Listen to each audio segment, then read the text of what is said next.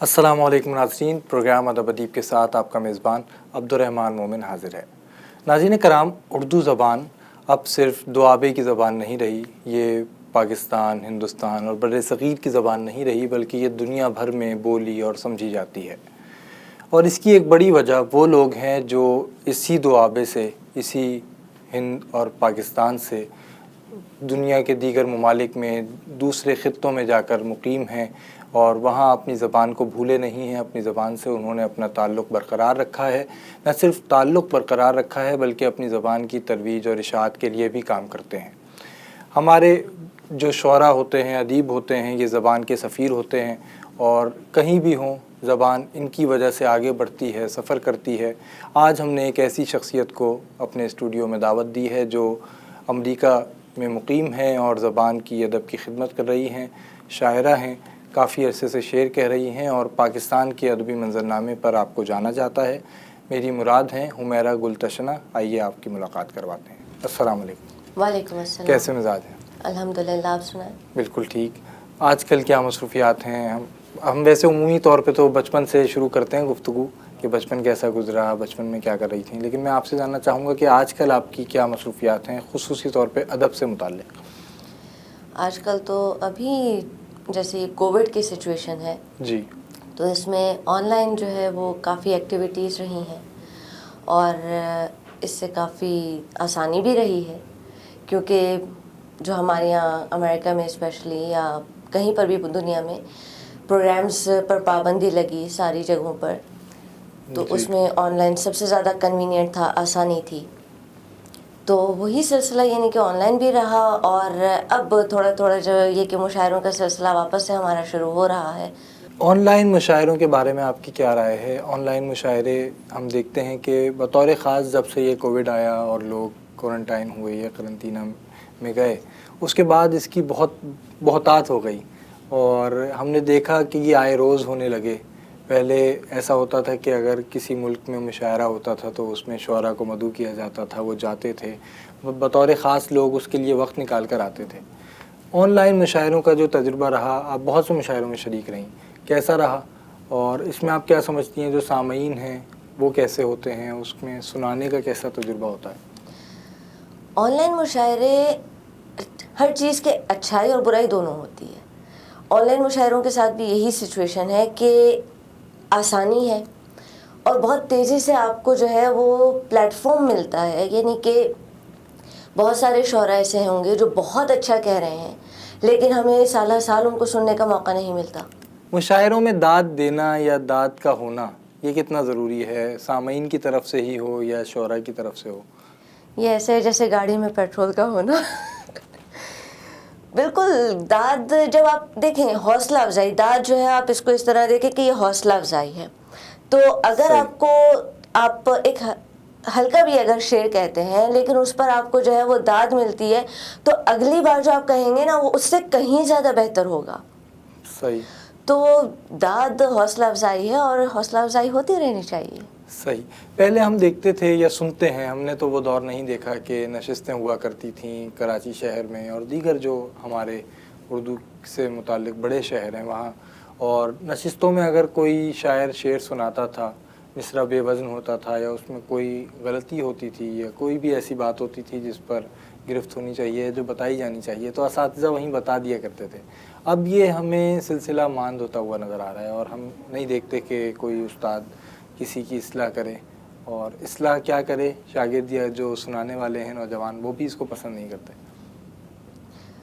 دیکھیں، اصلاح ایک انسان ساری زندگی سیکھتا ہے، تو یہ جو چیز ہے کہ مجھے بہت آتا ہے، یہ تکبر ہے، اور تکبر جو ہے وہ کوئی بھی ہو، چاہے بڑا ہو یا چھوٹا ہو، اسے نہیں زیب دیتا، نہیں ہونا چاہیے۔ کیونکہ جب آپ یہ سمجھ لیں کہ آپ کو سب آ گیا، شاعری ہو یا کوئی بھی فیلڈ ہو، وہ علم ہے، ٹھیک ہے نا؟ بالکل۔ میں لکھ رہی ہوں، یہ میرا علم ہے جو اللہ تعالیٰ نے مجھے عطا کیا ہے، تو اگر میں اس سے علم پر جو اللہ نے عطا کیا ہے اس پر تکبر کروں گی تو اللہ تعالیٰ وہ دروازہ بند کر دے گا۔ آپ کی کبھی اصلاح کی گئی اور آپ کو کیسا محسوس ہوتا ہے جب کوئی اصلاح کرتا ہے؟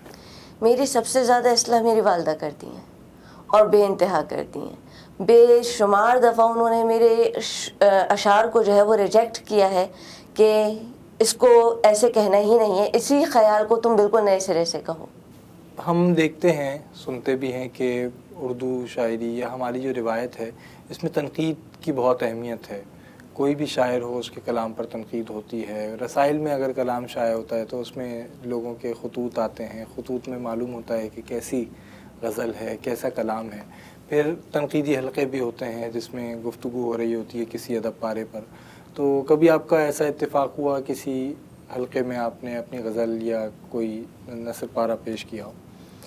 میرا خیال ہے کچھ عرصہ پہلے میں نے آن لائن, جب یہ بھی کووڈ کی کیونکہ سچویشن تھی, تو آن لائن حلقہ ارباب ذوق کی ایک نشست تھی. اس میں نے اپنی ایک نظم, وہ نظم وجد اس کا عنوان ہے, وہ نظم پیش کی تھی. تو اس پہ تنقید تو کسی نے بھی نہیں کی, سب نے تعریف ہی کی. اچھا, واہ. یہ آپ اس کی وجہ کیا سمجھتی ہیں؟ کیونکہ ہم دیکھتے ہیں کہ سماجی رابطے کی جو ویب سائٹ ہے, فیس بک ہے, اس پہ بھی ہم دیکھ رہے ہوتے ہیں کہ بہت ہم سے لوگ اپنا کلام شائع کر رہے ہیں اور ان کے کلام پر بہت زیادہ داد نظر آ رہی ہوتی ہے. لوگ وہاں کیا کہنے, اسی طرح کے وہاں جو کلمات ہیں وہ لکھ رہے ہوتے ہیں. اس کی آپ کیا وجہ سمجھتی ہیں؟ پہلے ہم دیکھتے تھے کہ تنقید ہوا کرتی تھی اور نہ صرف تعریف یا جو اس کی جو خوبیاں تھیں وہ بیان ہوتی تھیں, اس کے ساتھ ساتھ اس پر نقد بھی ہوتا تھا. اب ہم یہ معدوم ہوتا ہوا دیکھ رہے ہیں سلسلہ. اس کی وجہ آپ کیا سمجھتی ہیں؟ اس کی وجہ شاید یہی ہے کہ جس پہ ہم تنقید کر رہے ہیں اس میں شاید برداشت ذرا کم ہے. تو ہم اس بات کے لیے بہت زیادہ کانشیس ہو گئے ہیں, بہت ہم خیال کرنے لگتے ہیں کہ ہم ایسی کوئی بات نہ کریں کہ اگلے کو برا لگے. اور جب ہم کام کے اوپر کرٹیک نہیں کرتے, تنقید نہیں کرتے, تو ظاہر سی بات ہے اصلاح کا سوال ہی نہیں پیدا ہو رہا. تو یہ ایک بڑی عجیب سچویشن ہے اور اسے نہیں ہونا چاہیے.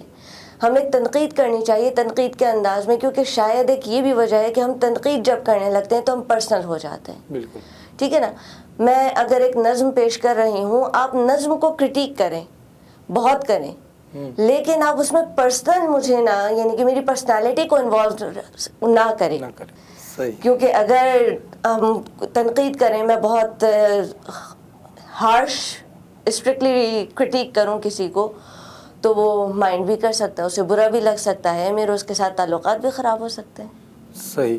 تعلقات کو ناظرین کرام خراب نہیں ہونا چاہیے. ہمارا آپ کا تعلق بھی برقرار ہے. گفتگو کے سلسلے کو بھی آگے بڑھائیں گے ایک وقفے کے بعد. ہمارے ساتھ رہیے.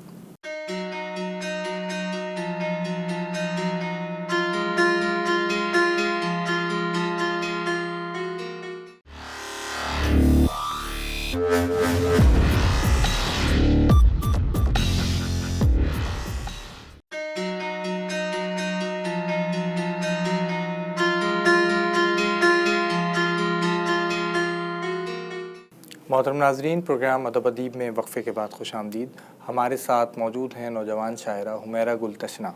وقفے پہ جانے سے پہلے ہم بات چیت کر رہے تھے تنقید کے حوالے سے, اور آپ نے ذکر کیا کہ آج کل کا جو انسان ہے اس میں برداشت نہیں ہے, اور پھر ہم تعلقات بھی خراب نہیں کرنا چاہتے.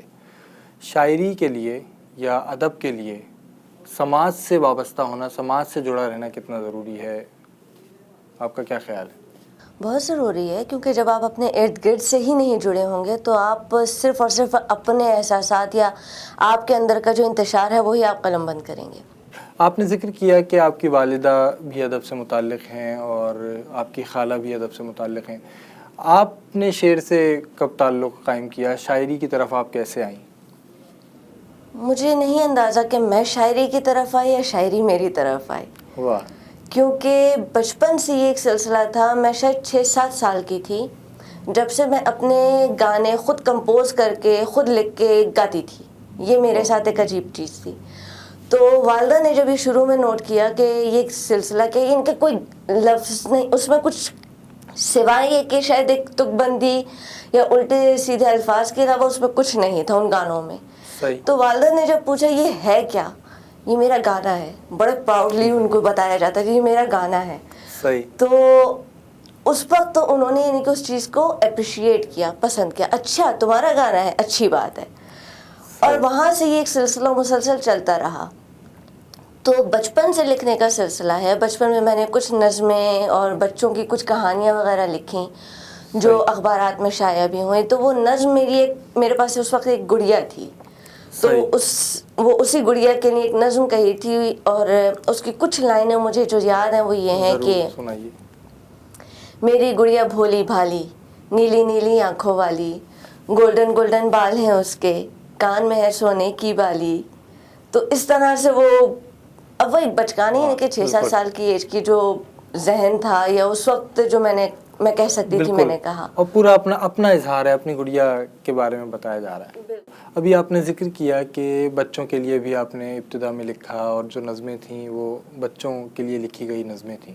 تو اس وقت کیسا لگتا تھا جب آپ کی کوئی نظم یا کوئی کہانی کہیں شائع ہوتی تھی؟ پھر اس کے بعد کیا آپ مطلب لوگوں کا رد عمل کیسا ہوتا تھا، کیا دیکھتے؟ لوگوں کا تو پتہ نہیں، ہم زمین سے آسمان تک چھلانگیں لگاتے تھے. پھر یہ سلسلہ جو آپ نے بچوں کے لیے لکھا، اخبارات وغیرہ میں شائع ہوا، یہ سلسلہ کہاں تک چلا، رکا کیوں؟ رکا بس اس لیے کہ رکا تو نہیں، لیکن شاید اس کی جو شکل تھی وہ بدل گئی. صحیح. کہ میں نثر میں نے بہت زیادہ کام نہیں کیا، اور پھر میری اپنی شادی اتنی ینگ ایج پر ہوئی کہ جس عمر میں لوگ لکھ رہے ہوتے ہیں بچوں ہی کے حوالے سے، میں نے میٹرک کیا، اور میٹرک کے فوراً بعد شادی ہو گئی. تو وہ سلسلہ چلتا تو رہا، لیکن اس کی شکل ضرور بدل گئی. صحیح. کہ بچپن، اس کے بعد بھی میں نے کچھ کہانیاں لکھی جو بچوں ہی کے حوالے سے تھی. میرے خیال میں کچھ تربیت کے حوالے سے میں نے کچھ لکھا، اور جو مختلف رسالے میں چھپا بھی. میرا خیال ہے لاسٹ جو میں نے ایک کہانی لکھی تھی، من منات اور سومنات، وہ کسی رسالے میں چھپی بھی تھی کراچی میں. صحیح. مگر اس کو بھی کافی عرصہ ہو چکا ہے تو مجھے یاد نہیں ہے ابھی، وہ رسالہ بھی کبھی مجھے نہیں مل سکا. اچھا. لیکن پھر اپنی پڑھائی اور گھر کی ذمہ داریاں، وہ ساری جب چیزیں، اتنی ساری جب آپ کے پاس چیزیں ہوتی ہیں کرنے کے لیے، تو پھر آپ کی توجہ کہیں نہ کہیں تو کم ہوتی ہے. تو میری جو ہے وہ شاید نثر کی طرف ذرا کم ہو گئی. صحیح. تو یوں سمجھیں کہ شادی کے بعد آپ شاعری کی طرف زیادہ راغب ہو گئی، متوجہ ہو گئی. ہاں، یہ ایک ایسا سلسلہ تھا، کیونکہ شاعری دیکھیں کبھی میں نے سوچ کے نہیں کی کہ یہ میرا خاص ٹائم پیریڈ ہے، اس پہ مجھے شاعری کرنی ہے. یہ میرا سلسلہ کبھی نہیں رہا. میں تو ایکچوئل میں صفائی اگر کر رہی ہوں یا کھانا پکا رہی ہوں، تو اس وقت اللہ تعالیٰ اگر عطا کر رہے ہیں تو بس اس وقت ساری چیزیں روک دیں اور اس وقت لکھنا شروع کر دیا. سو رہی ہوں، سوتے سے اٹھی اور اٹھتے ہی لکھنا شروع کر دیا. اور تو یہ نہیں کہ یہ سلسلہ ایسا ہے جس پر شاید میں خود کو روک نہیں پائی، بالکل بھی کبھی بھی نہیں روک سکی، کیونکہ میں سمجھتی ہوں کہ یہ اللہ کی عطا ہے. بالکل. تو اس میں میرا اپنا کوئی عمل دخل ہے ہی نہیں. تو جب وہ عطا کرتے ہیں میں لکھ لیتی ہوں، جب نہیں کرتے میں نہیں لکھتی. شاعری سوچ کے بھی کی جا سکتی ہے، طے کر کے، ارادہ کر کے، اور پھر اس کے بعد لکھا جائے. کچھ لوگوں کا شاید خیال ہے کہ سوچ سوچ کے بھی شاعری کی جا سکتی ہے. کیا سمجھتی ہیں کہ کسی بھی نوجوان کو، کسی بچے کو ادب کی طرف لانے میں، شاعری کی طرف لانے میں کیا کردار ادا کر رہے ہیں؟ ادب کی طرف لانے میں تو اہم کردار ادا کر رہے ہیں، کیونکہ یہ کہانیاں، یہ بچوں کا جو بھی ادب ہے، یہ بچوں کی ذہن سازی کرتا ہے.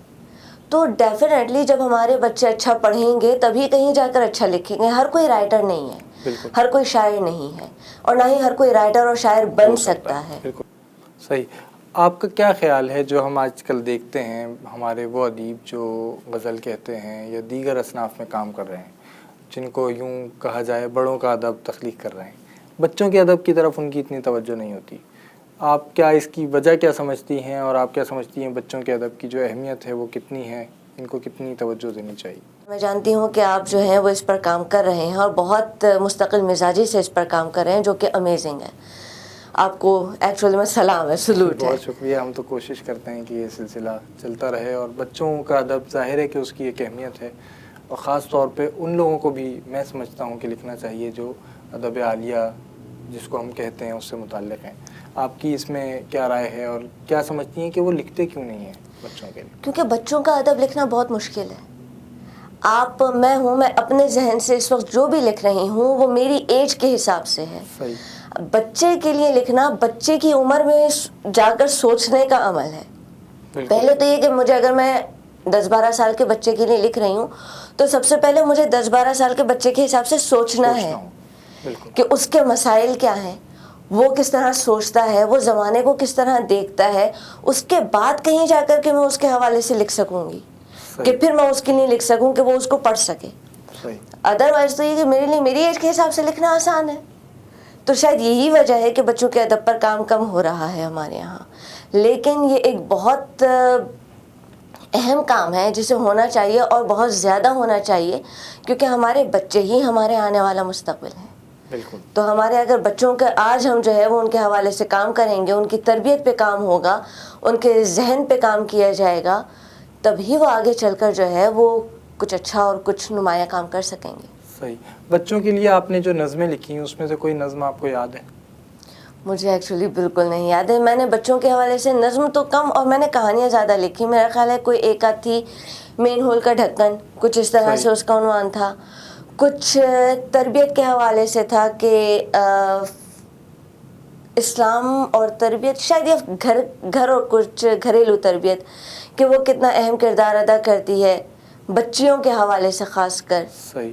تو مجھے عنوان اس وقت ایگزیکٹلی یاد نہیں ہے ان کے، لیکن کچھ اسی طرح سے تھا کہ بچوں کو گھر میں کس طرح کا ماحول دیا جائے اور کس طرح سے ان کا جو ہے وہ گھر میں بیسکلی ان کو جو بھی ان کی تربیت وغیرہ ان کی تربیت ہے اس پہ کام کیا جائے. صحیح.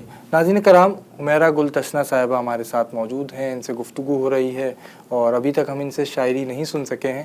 شاعری بھی سنیں گے، گفتگو کو بھی آگے بڑھائیں گے. ایک وقفے کے بعد ہمارے ساتھ رہیے.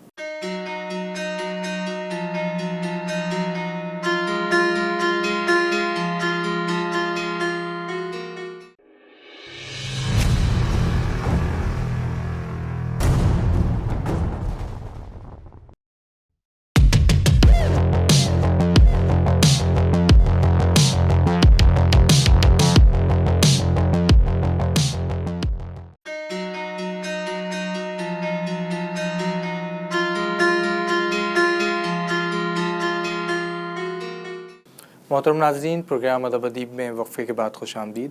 ہمارے ساتھ موجود ہیں نوجوان شاعرہ حمیرہ گل تشنہ. وقفے پہ جانے سے پہلے ہم نے ان سے کافی گفتگو کی اور ابھی تک شاعری نہیں سنی. اور جب کوئی شاعر آپ کے ساتھ ہو، آپ کے پروگرام میں ہو، اس سے شاعری نہ سنیں، یہ تو زیادتی ہے. گفتگو ہو رہی تھی آپ کی ایک نظم کے بارے میں جو آپ نے اس میں تذکرہ کیا، وجد کے عنوان سے آپ نے کہی. اگر وہ نظم ہمارے ناظرین کو سنا سکیں، ورنہ جو آپ کے مزاج میں آئے.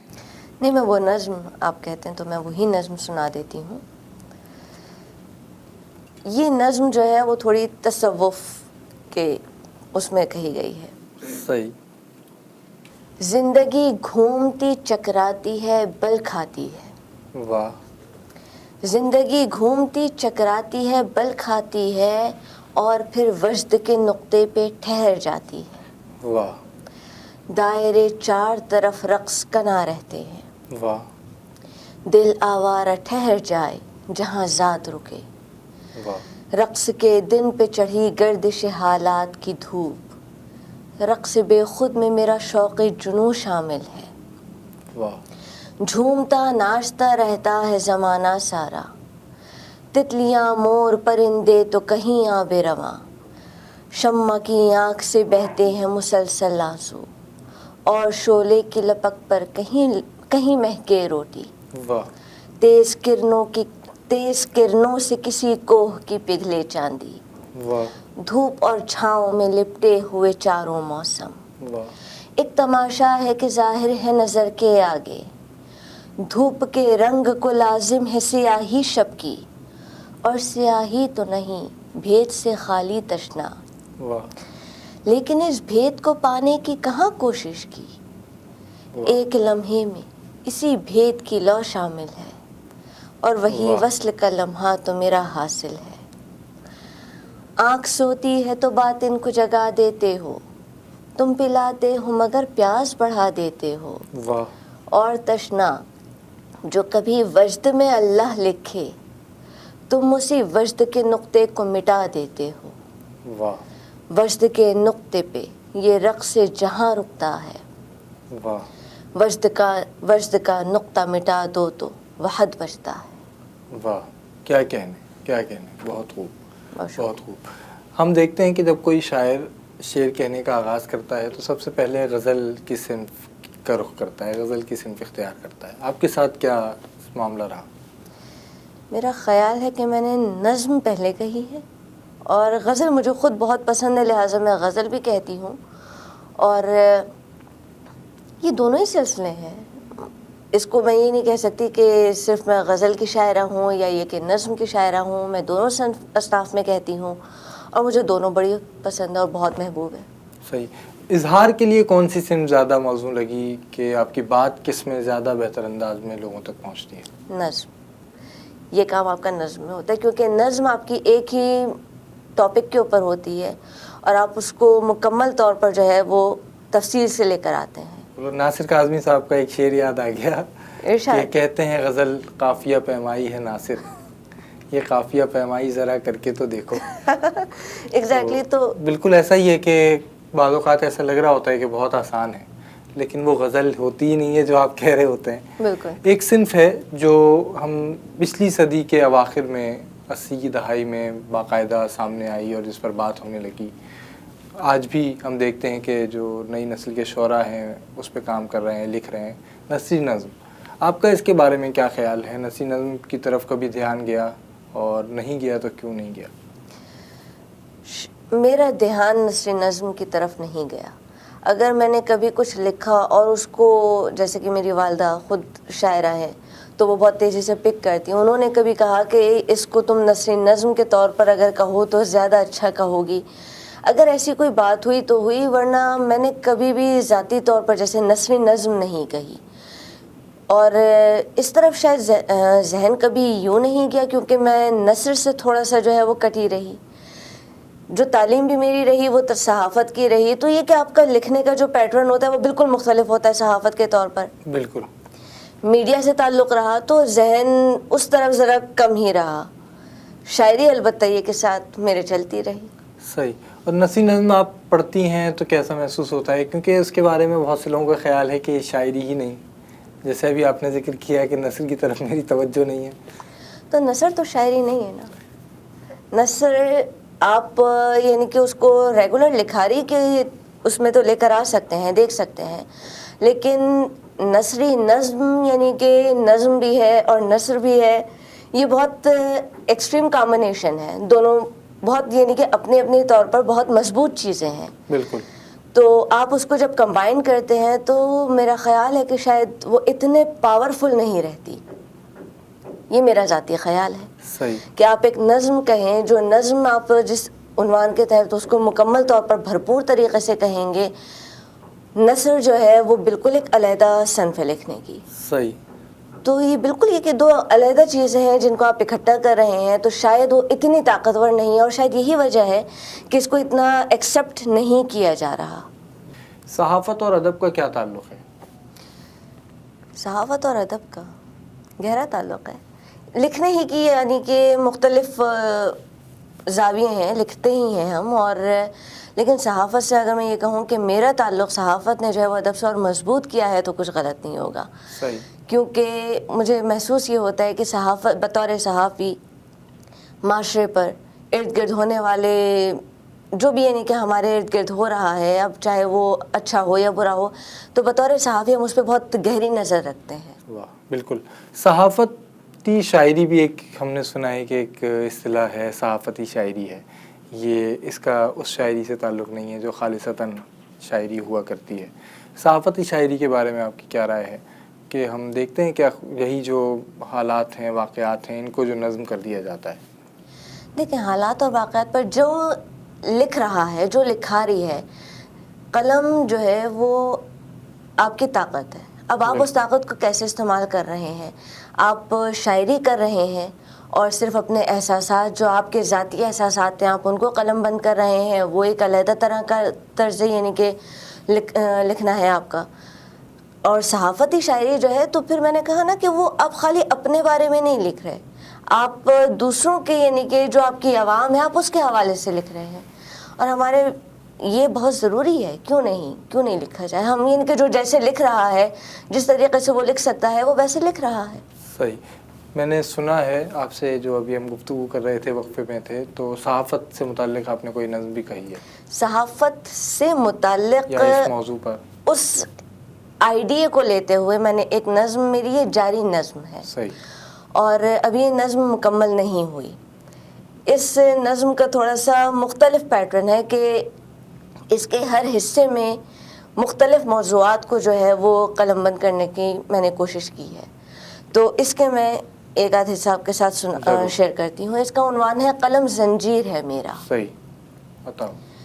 میں قیدی ہوں، میں قیدی ہوں کئی صدیوں سے کاغذ کے زنداں کی. واہ. قلم زنجیر ہے میرا جو چلتا ہے بڑی جھنکار ہوتی ہے. واہ. سیاہ کائی لگی دیوار پر کچھ نقش بنتے اور مٹتے ہیں. تھکن کے بوجھ سے ڈھلکی ہوئی گردن اٹھا کر ان نشانوں کو میں تکتی ہوں، کئی چہرے ابھرتے ہیں. واہ. بہت سی انسنی آہیں، بہت سی انسنی آہیں، بلکتے بھوک سے بچے، بغاوت کے کہیں دم توڑتے نعرے، کہیں لٹتی ہوئی عزت، کہیں ٹوٹے ہوئے وعدے، کہیں دین و دھرم کا غل. کبھی آئین و مسلک کے کہیں مسمار ہوتے، ایک کسی مینار پر غوغا. لسان و رنگ کا قصہ، زبان و نسل کا جھگڑا. کہیں انسانیت کا خون ہوتا ہے، نیا فتنہ ابھرتا ہے. میں قیدی ہوں کئی صدیوں سے ایک کاغذ کے زنداں کی. قلم زنجیر ہے میرا. کیا کہنے. واہ بہت خوب. کوئی غزل بھی ہمارے ناظرین کو سنائیے.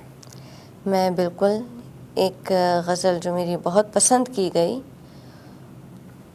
اس کے کچھ اشعار سناتی ہوں.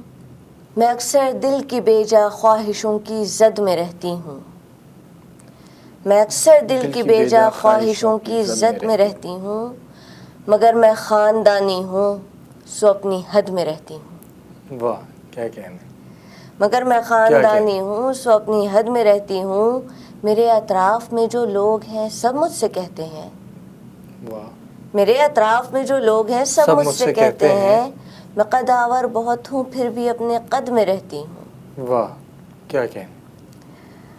یہ میرا حسن و رعنائی مجھے تکلیف دیتا ہے. یہ میرا حسن و رعنائی مجھے تکلیف دیتا ہے. جو بد فطرت ہے میں ان کی نگاہ بد میں رہتی ہوں. واہ. آپ نے جو اپنا تخلص رکھا ہے یہ خود سوچ سمجھ کے رکھا ہے یا اس کا کیا قصہ ہے؟ اس کی ہسٹری ہے.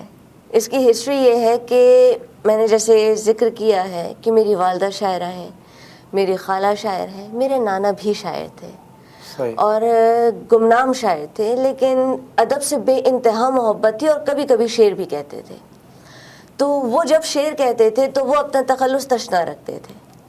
تو جب میں اس ادبی منظرنامے پر آئی اور مجھے تھا کہ میں اپنا تخلص رکھوں، تو بلکہ ادبی منظرنامے سے بھی پہلے مجھے ہمیشہ سے تھا کہ مجھے اپنے ساتھ تشنا لگانا ہے، کیونکہ میرے نانا لگاتے تھے لہٰذا میں لگاؤں گی.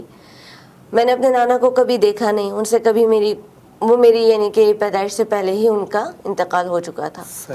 تو بس یہ ایک ان سے اٹیچمنٹ ہے اور شاید یہ میں ایک ان کو خراج تحسین ہے کہ میں جو لکھتی ہوں ان کے توسط سے لکھتی ہوں، کیونکہ ان کو اگر یہ شوق نہ ہوتا، ان کے پاس اللہ تعالیٰ ان کو یہ ٹیلنٹ نہ دیتا جو کہ ہماری فیملی میں ہے، تو شاید یہ مجھ تک بھی نہیں پہنچتا.